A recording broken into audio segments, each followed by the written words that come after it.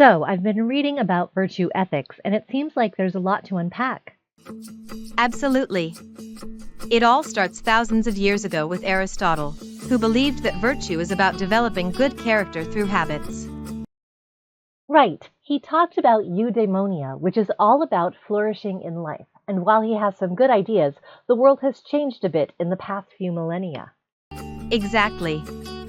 Aristotle thought ethics is learned through practice and example, not strict rules. This makes a lot of sense when you consider how ethics have changed over time with new philosophers viewing things differently along the way.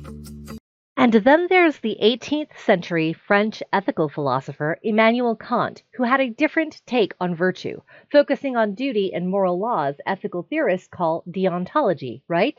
Yes, Kant emphasized having a good will and doing the right thing simply because it's the right thing to do.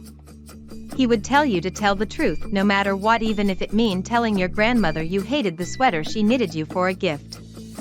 Duty over all else. That's interesting.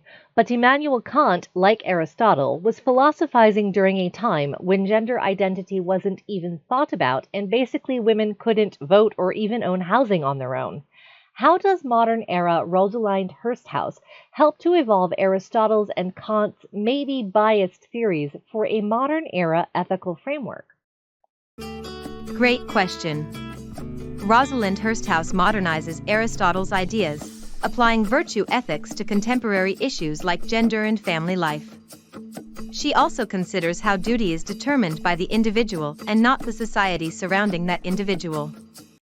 Oh, so in other words, Rosalind Hursthouse believes a person decides for herself what her duty is to society. Hursthouse argues ideas that our virtues should promote flourishing for everyone, not just traditional roles like being a wife, mother, father, hero, breadwinner, soldier, and so on. Exactly. Hursthouse believes virtues apply equally to everyone, regardless of gender or race and class, and her ideas promote a higher level of fairness. That makes so much sense.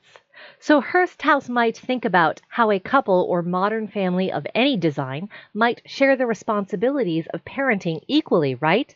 It wouldn't just all fall to the more feminine, motherly-like figure in the family. Exactly. Think about a couple sharing parenting roles. Hursthouse would focus on how our responsibilities would help everyone flourish, from parents to the children involved, too.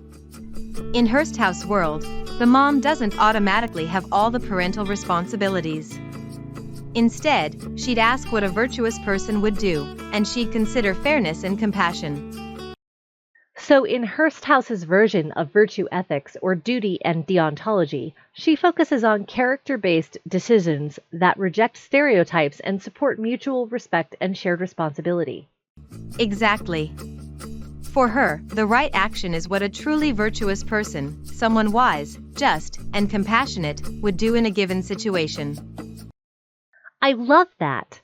She emphasizes that moral dilemmas are not solved by rigid rules, but by practical wisdom, phronesis, the ability to make the right decision in complex real-life situations by considering how virtues promote long-term human flourishing. Definitely. Hursthouse approach makes ethics more inclusive and relevant to today's society, but they still rely on the primary thoughts of Aristotle and Kant to help build up her theory into the one that stands this test of time. That's why it is so important to know where ethical ideas first began and how they evolved over time.